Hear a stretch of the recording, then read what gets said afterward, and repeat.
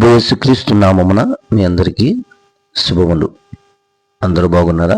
మీ అందరూ కూడా క్షేమంగా ఉండాలని అనుదిన దేవుడికి నేను ప్రార్థన చేస్తున్నాను. మీ అందరికీ కృపా సమాధానం సమృద్ధిగా కలుగును గాక.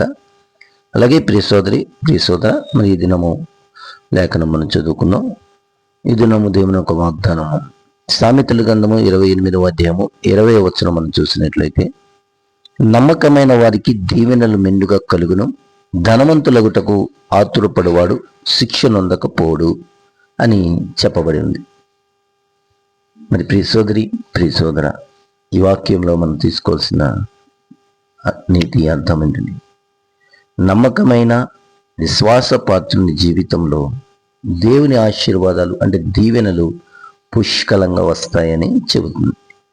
కొద్దిగా ఓపిక బట్టి మనం నమ్మకంగా పనిచేయాలి. వాక్యం అదే చదివిస్తుంది. కొద్దిగలో నమ్మకంగా ఉన్న వారికి అన్నిటి మీద అధికారం ఇస్తానని దేవుని వాక్యం చదివిస్తుంది. మరోవైపు ధనాపేక్షతో తొందరపడి అన్యాయ మార్గములు పట్టుకునేవాడు శిక్షకు గురవుతాడని కూడా హెచ్చరిస్తుంది. యాకోబు ధనాపేక్ష సమస్తమైన పాపములకు మూలము. కనుక సోదరి సోదర, మనం ధనాపేక్ష లేకుండా అలాని మనం దారిద్ర్యంగా దేవుడు ఉంచడు. ఎంత అవసరం అంత ఇస్తాడు. సమయచిత్తమైన సహాయం అందిస్తాడు. నేను తలగా ఉంచాడు, తోకగా ఉంచడు.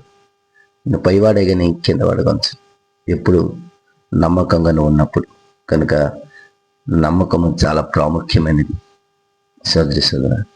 ఈ సందర్భం చూస్తే ఈ యొక్క లేఖనము సామెతల పుస్తకం నుంచి సొలొమోను మహారాజు జీవిత జ్ఞానంతో రాసినటువంటి పుస్తకం ఇది బోధిస్తుంది.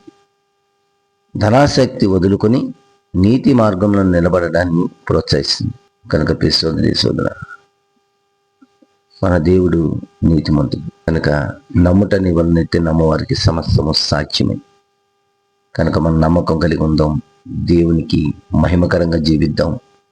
కష్టాల్లో కూడా దేవుని స్తుతిద్దాం, నష్టాల్లో కూడా దేవుని విడిచిపెట్టద్దు, బాధల్లో కూడా దేవుని దూషించొద్దు.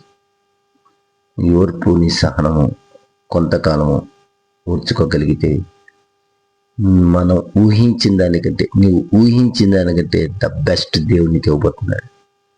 చూడండి, తండ్రిని బిడ్డ రొట్టెని అడిగితే రాతినిచ్చిన, చేపను అడిగితే పామునిచ్చిన, గుడ్డును అడిగితే తేలునిచ్చిన ఇవ్వడు కదా, మంచిది ఇవ్వాలనుకుంటాడు కదా. అంతకంటే మంచిది పరలోకపు తండ్రికి అనుకరించబోతున్నాడు. కనుక నమ్మకంగా ఉందాం, మెండైన దీవెనలు పొందుకుందాం. అట్టి దీవెన దేవుడు మనకు అనుగ్రహించును గాక. ఆమేన్. నీకు కృప కలుగును గాక. ఆమేన్. నీకు కృప కలుగును గాక.